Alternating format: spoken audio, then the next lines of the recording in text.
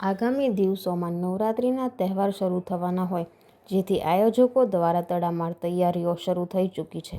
આવા જ આયોજનના એક ભાગરૂપે એનેક્સી ગ્રુપ અને ઝાંઝર ગ્રુપ દ્વારા નવરાત્રિ 2025નું આયોજન કરવામાં આવ્યું છે, જેના ઉદ્ઘાટન પ્રસંગે પૂર્વના ધારાસભ્ય શ્રીમતી સેજલબેન બંડિયા, રાજીવભાઈ પંડ્યા, ભરતસિંહ ગોહિલ, અન્ય આયોજકો અને આમંત્રિતો તથા અલગ અલગ ગ્રુપમાં પ્રેક્ટિસ કરતા ખેલૈયાઓ ઉપસ્થિત રહ્યા હતા. સમગ્ર કાર્યક્રમ વિશેની માહિતી એનેક્સી ગ્રુપ ઓફ ભાવનગરના આયોજક શ્રી અશ્વિનસિંહજી અને ઝાંઝર ગ્રુપના સભ્યોએ માહિતી આપી હતી. મારું નામ અશ્વિનસિંહજી ડાયમા, ઝાંઝર ગ્રુપ ઓફ ભાવનગર નવરાત્રિ 2025નું અમે ઝાંઝર ગ્રુપ વતી આયોજન કરી રહ્યા છીએ. અમારી સાથે એનેક્સી ગ્રુપ ઓફ ભાવનગર, અમારા આયોજકમાં કિશોરભાઈ વેગડ, અજયસિંહ રાણા, તીથુભા ગોહિલ, અનિરુદ્ધસિંહ ડાયમા.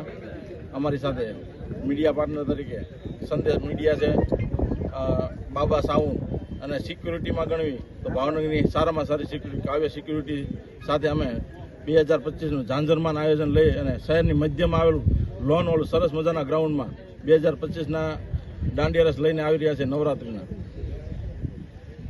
કરવા જ પડે. બોલો અંબે માત કી જય. સૌ પ્રથમ તો ઝાંઝર ગ્રુપના દરેક લોકોને ખૂબ ખૂબ અભિનંદન, કારણ કે નવરાત્રિ છે એ આજે ઇન્ટરનેશનલ લેવલે ગુજરાતની ઓળખ છે. તમે ક્યાંય પણ જાઓ, ગુજરાતીઓ એટલે ગરબાને હંમેશા એ જ રીતના યાદ કરવામાં આવે છે.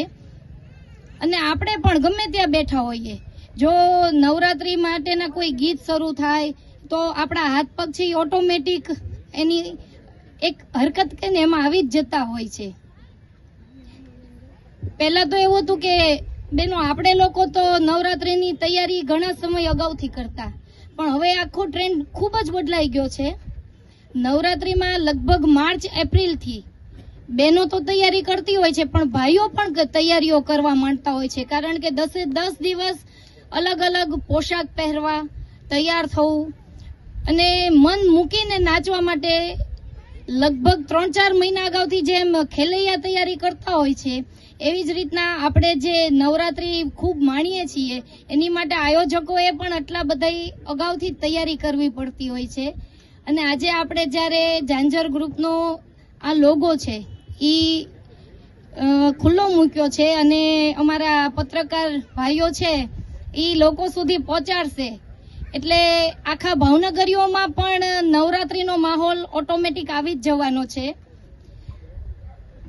આપણે લોકો ખાસ તો અહીંયા લખ્યું છે કે 8 વાગ્યાથી ગરબા શરૂ થવાના, એટલે આજે હું એ જ ખાસ કહેવા માંગુ છું કે આપણે સમયસર બધા આવી અને શરૂ કરી દઈએ ગરબા, તો આપણે ટાઈમ જે મળે છે આપણને 12 વાગ્યા સુધીનો, આપણે મન મૂકીને. સમિતિના પૂર્વ ચેરમેન ભાઈ શ્રી રાજીવભાઈ, ભાઈ અજયભાઈ અને એમની આખી ટીમ, અમારા પરમ મિત્ર વાળાભાઈ, ઉપસ્થિત દરેક આ ઇવેન્ટ સાથે જોડાયેલા ભાઈઓ અને બહેનો, સેજલબેને કીધું એમ આ નવરાત્રિ એક એવો તહેવાર છે કે દેશ નહીં પણ દુનિયાનો સૌથી મોટો કોઈ તહેવાર હોય તો એ આપણો આ ફેસ્ટિવલ હોય તો નવરાત્રિ ફેસ્ટિવલ છે.